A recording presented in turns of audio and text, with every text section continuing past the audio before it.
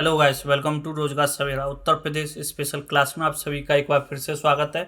आज हम इस टॉपिक का डिस्कस करेंगे पार्ट 4। ठीक है, इससे पहले इसके 3 पार्ट भी आ चुके हैं, वो भी आपको देखने हैं। तो आज का फर्स्ट क्वेश्चन है, ललितपुर उत्तर प्रदेश में देव सिंह बुंदेला द्वारा निर्मित मंदिर का नाम क्या है। ठीक है, तो देव सिंह बुंदेला द्वारा कौन सा मंदिर का निर्माण कराया गया था, यहाँ पे शिव मंदिर का। ठीक है, ऑप्शन 20 में राइट आंसर हो जाएगा।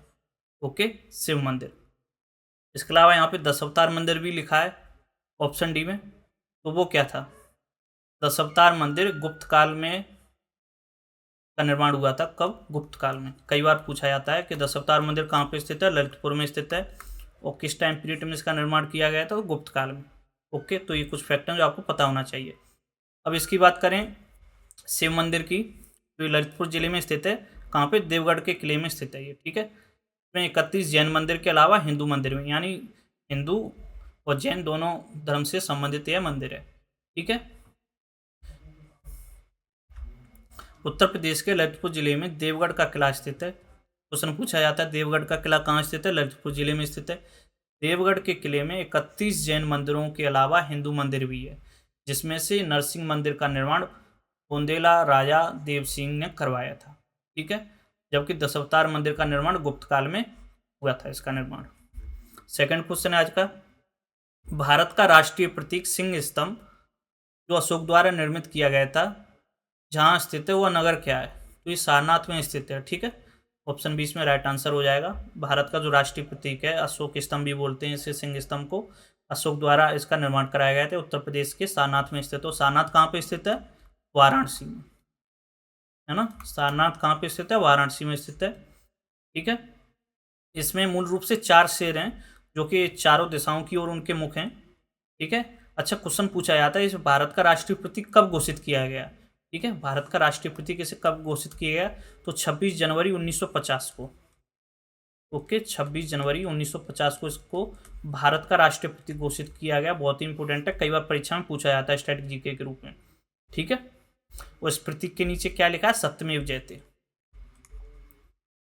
सत्यमेव जयते। ठीक है, सत्यमेव जयते लिखा है इसके नीचे। और ये देवनागरी लिपि में अंकित है। ये लिपि भी पूछी जाती, किस लिपि में लिखा है, तो देवनागरी लिपि में अंकित है ये। और ये कहाँ से लिया गया है, तो ये मुंडको उपनिषद से लिया गया है ये।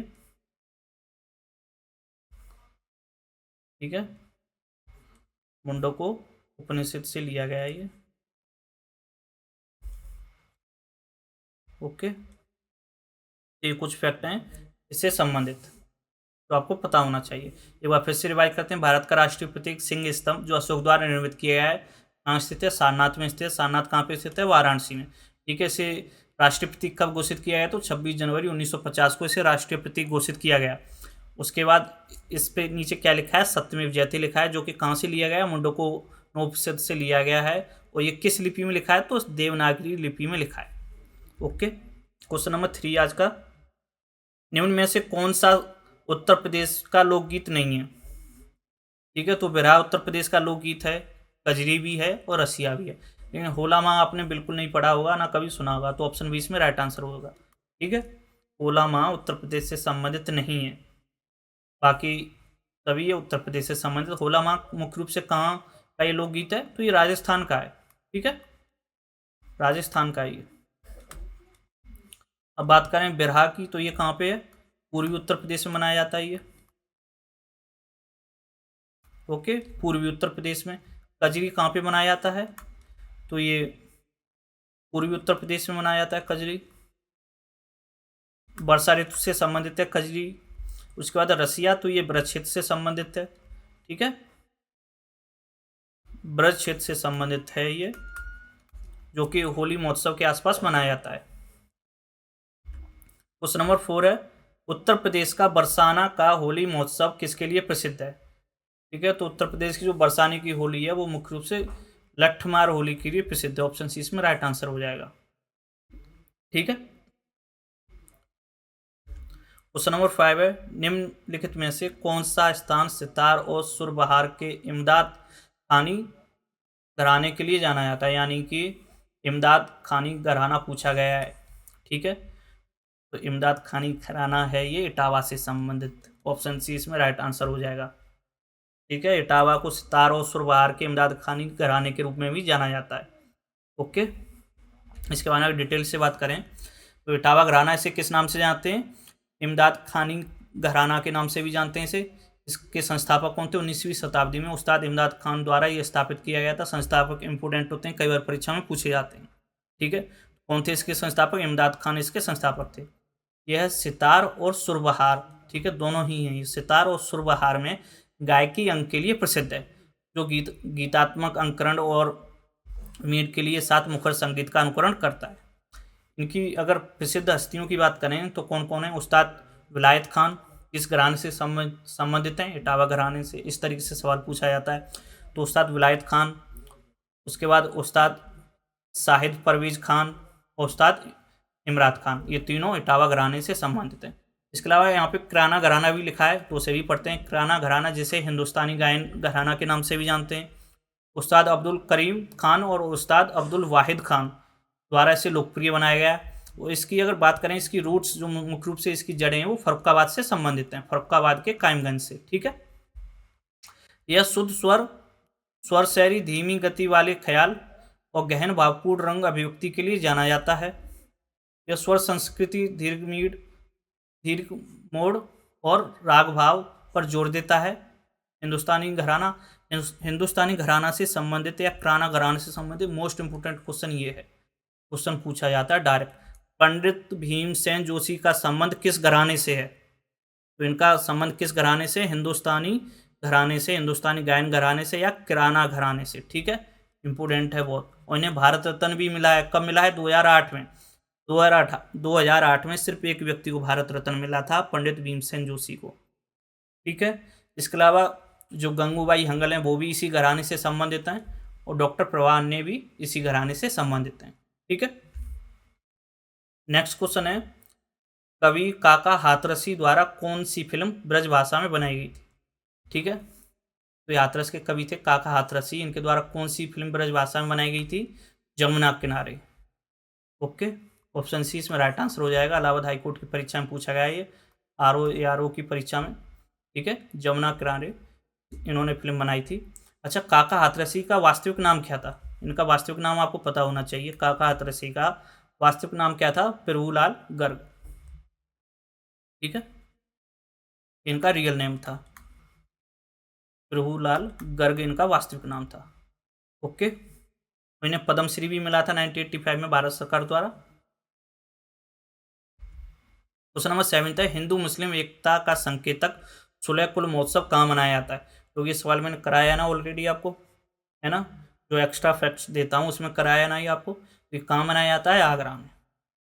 याद कर लो, कई बार पूछा गया है। आगरा में मनाया जाता है। ये हिंदू मुस्लिम एकता का प्रतीक है। ठीक है, ये किसके द्वारा शुरू किया गया था? यह जो विचार है सुलह कुल, वो किस बादशाह का था?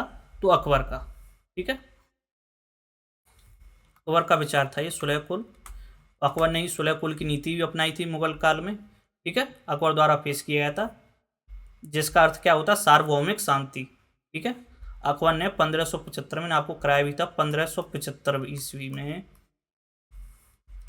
1575 ईस्वी में इबादत खाना उसने सभी धर्मों के लिए खोल दिया था। वो इबादत खाना कहाँ पे स्थापित था? फतेहपुर सीकरी में। ठीक है,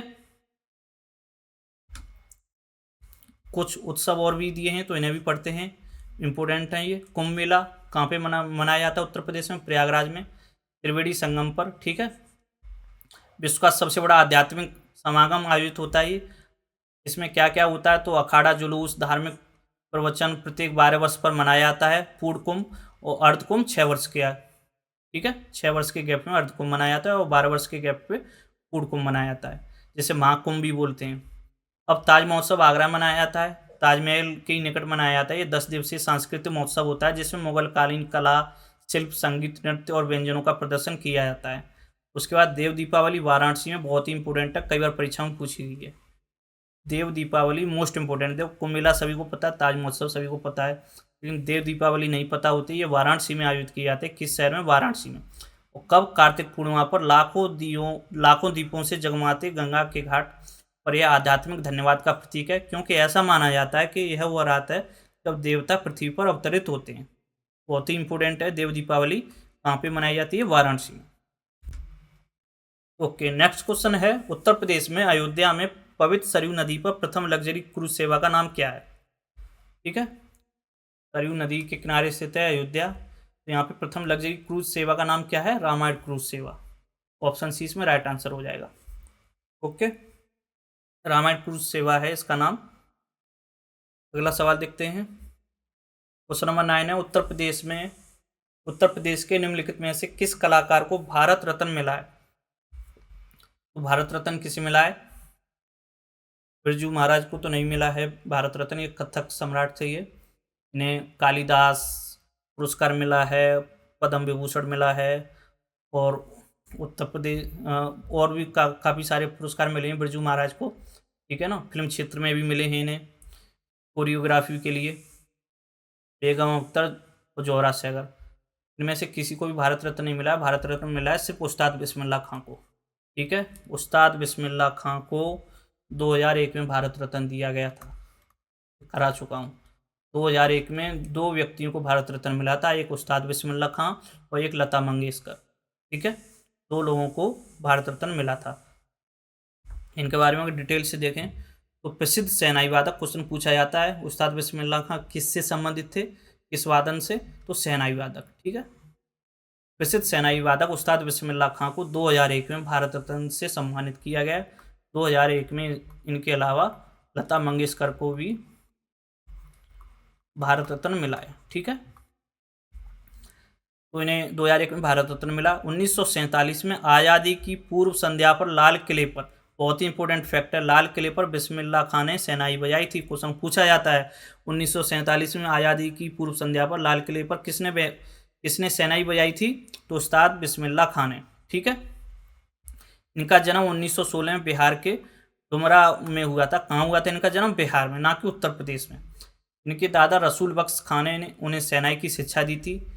अब बात करते हैं बिरजू महाराज की, तो ये लखनऊ घराने से संबंधित हैं, प्रसिद्ध कथक नर्तक हैं ये बिरजू महाराज।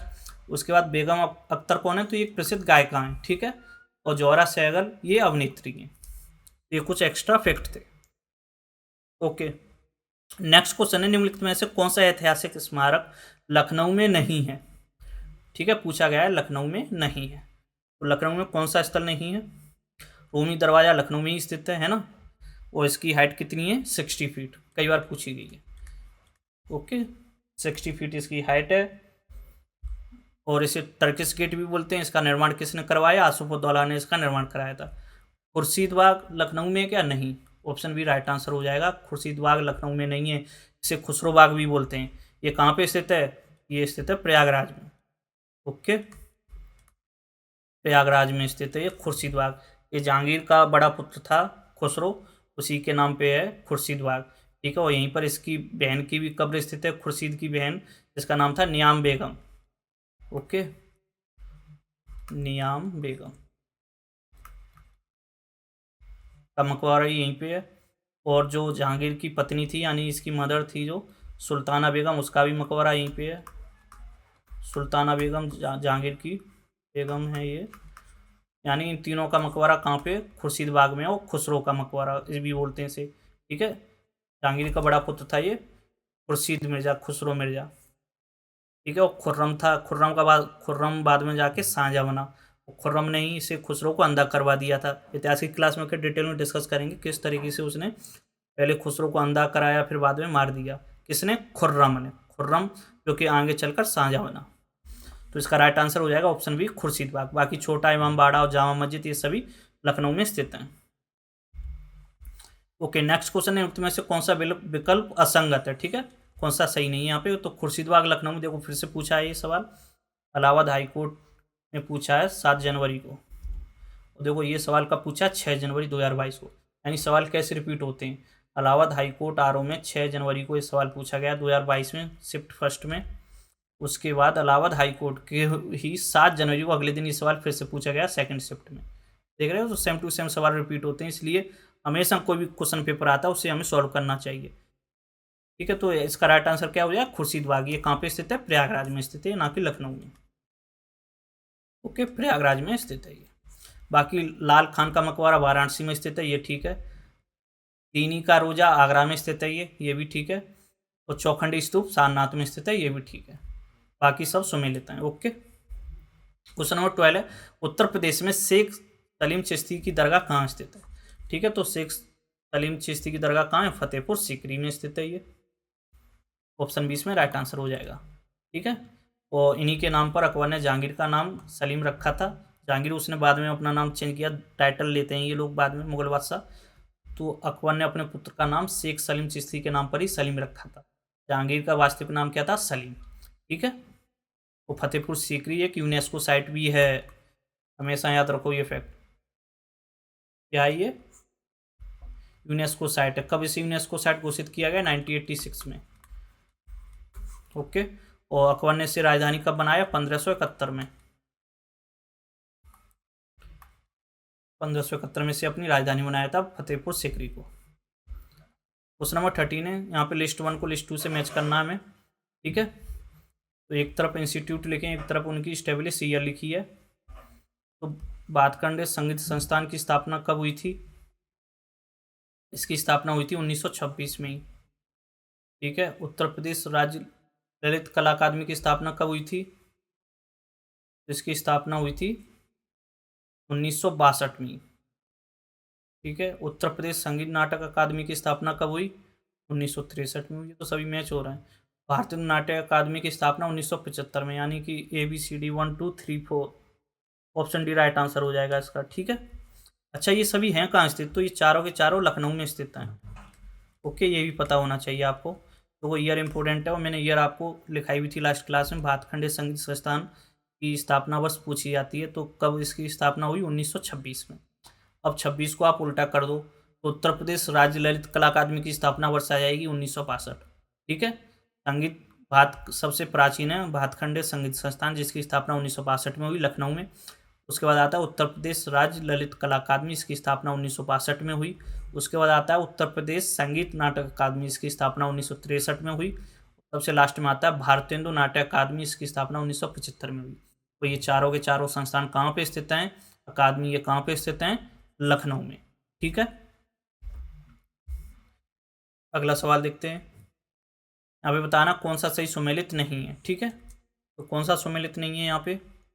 आला बुंदेलखंड में। ठीक है, आला उदल बुंदेलखंड के महान वीर योद्धा। बिरहा पूर्वांचल में है ना, बिरहा पूर्वांचल से कई बार करा चुका हूँ। और कजरी अवध क्षेत्र में भी काउंट होता है, ये पूर्वांचल क्षेत्र में भी काउंट होता है। ठीक है, और चेती रोहिलखंड से क्या कराया मैंने? नहीं। चेती कहाँ से संबंधित है? चेती मुख्य रूप से पूर्वी उत्तर प्रदेश से संबंधित है, ना कि रोहिलखंड से। ठीक है, पूर्वी उत्तर प्रदेश से संबंधित है, और स्पेशल वाराणसी से। ओके, वाराणसी से संबंधित है चेती। तो ऑप्शन ए इसमें राइट आंसर हो जाएगा, बाकी सभी सही सुमेलित हैं।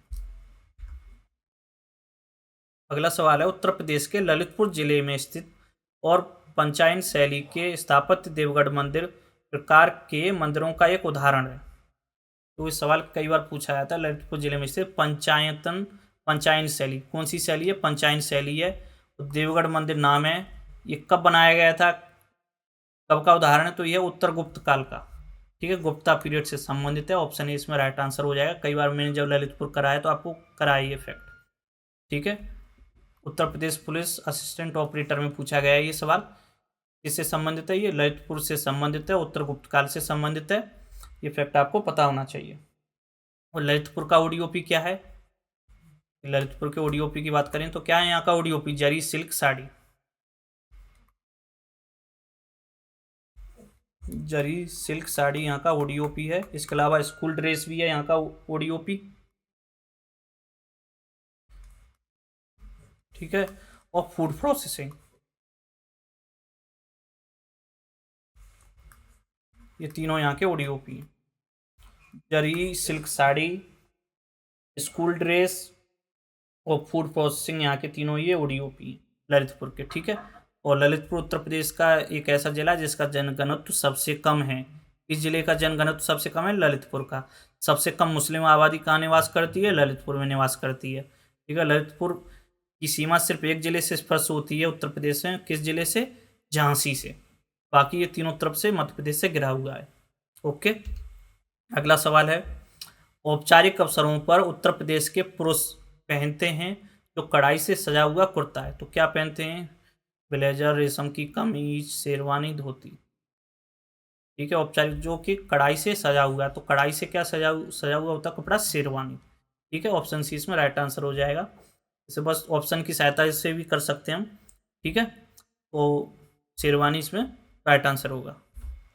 क्वेश्चन 17 है, इनमें से उत्तर प्रदेश के मूल निवासी शास्त्रीय नृत्य की पहचान करें। जो उत्तर प्रदेश का मुख्य रूप से शास्त्रीय नृत्य कौन सा है? कथक।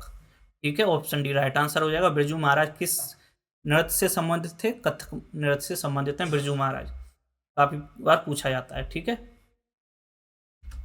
अगला सवाल है, इनमें से कौन सी कला उत्तर प्रदेश से संबंधित एक नृत्य नाटक है जिसमें अर्ध ऐतिहासिक कहानियों और गाथाओं का प्रदर्शन शामिल है? ठीक है, तो कहानियों और गाथाओं का प्रदर्शन किसमें शामिल है? मोहिनीअट्टम, भारत मिलाप, स्वांग तो ककरदम। तो इसका राइट आंसर हो जाएगा स्वांग। ठीक है, ये स्वांग है राइट आंसर, ऑप्शन सी। इसके डिटेल की बात करें तो स्वांग संगीत के नाम से भी लोकप्रिय है ये। इसका लोक कथ्य अर्ध ऐतिहासिक कहानियों और गाथा गीतों में पाया जाता है। यह आमतौर पर त्योहारों या पारिवारिक समारोह के अवसर पर किया जाता है। घर या गांव के खुले मैदानों में स्वांग सभी पुरुष कलाकारों द्वारा किया जाता है। संवाद नियंत्रण को यह नियंत्रित करता है, जबकि गीतों का स्थान इसमें गौण होता है। ओके, उत्तर प्रदेश के वाराणसी में विशेष रूप से कौन सा पर्व सूर्य के सम्मान में मनाया जाता है? ठीक है, और जिसे कुछ असाध्य रोगों के इलाज से जोड़कर देखा जाता है। बहुत ही अच्छा सवाल है ये। ठीक है, पहली बार पढ़ रहे होंगे आप लोग। तो ये है भारत मिलाप, ऑप्शन सी इसमें राइट आंसर हो जाएगा। ओके, भारत मिलाप या इसे छठ पर्व भी बोलते हैं एक तरीके से। भारत मिलाप या छठ पर्व वाराणसी में, कहाँ पे? वाराणसी में। पूछा भी जा सकता है, अगली बार शहर पूछ ले। वाराणसी में एक बड़ा आयोजन माना जाता है। यह पूरे देश के पर्यटकों को आकर्षित करता है। यह त्यौहार ऊर्जा एवं प्रकाश के देवता सूर्य को समर्पित है तथा यह मान्यता भी है कि यह कुछ रोग जैसे असाध्य बीमारियों के इलाज में सहायक सिद्ध होता है।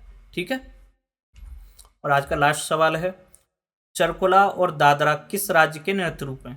तो उत्तर प्रदेश से ही संबंधित हैं, है ना। ऑप्शन सी इसमें राइट आंसर हो जाएगा। चरकुला कई बार आपको बता चुके हैं, एक बार फिर से बता रहे हैं। चरकुला उत्तर प्रदेश का एक पारंपरिक लोक नृत्य है जो ब्रज क्षेत्र में, ठीक है, क्षेत्र पूछे जाते हैं अक्सर, इस क्षेत्र में किया जाता है। ब्रज क्षेत्र में व्यापक रूप से किया जाता है। इस प्रदर्शन में विभिन्न चरणों में नृत्य करते हुए घूंघट वाली महिलाएं अपने सिर पर एक बड़े बहुस्तरीय पिरामिड के आकार के लकड़ी को संतुलित करती हैं। और इसमें दीपक की कितनी संख्या होती है? 108 पूछे जाते हैं। दियों की संख्या कितनी होती है? तो 108 जलते हुए दीपक इसमें जलाए जाते हैं। महिलाएं भगवान कृष्ण के रसिया गीतों पर नृत्य करती हैं। उत्तर प्रदेश में अन्य लोक नृत्य कौन से हैं? तो रासलीला, रामलीला, कर्मा कहाँ पे किया जाता है? सोनभद्र और मिर्जापुर में। दादरा, धोबिया, नटवरी आदि नृत्य शामिल है। ओके, कल इसका आएगा पार्ट 5। इसके कई सारे पार्ट आएंगे, बहुत ही इंपॉर्टेंट सीरीज है, आप जुड़े रहिए। इसे करो आप, क्योंकि ये मान के चलो आप 1 से लेके 3 सवाल तक आते हैं इसी टॉपिक से। क्यों, टॉपिक भी तो देखो कितने, 1 2 3 4 5 6 टॉपिक हैं, है ना। तो 2 से 3 सवाल या 1 से 3 सवाल हर हाल में आने हैं इन्हीं टॉपिकों से। ओके, बाकी कोई आपका सुझाव हो तो कमेंट बॉक्स में दीजिए, स्वागत है आपका। और वीडियो अच्छा लगा हो तो लाइक शेयर सब्सक्राइब करें। Thank you.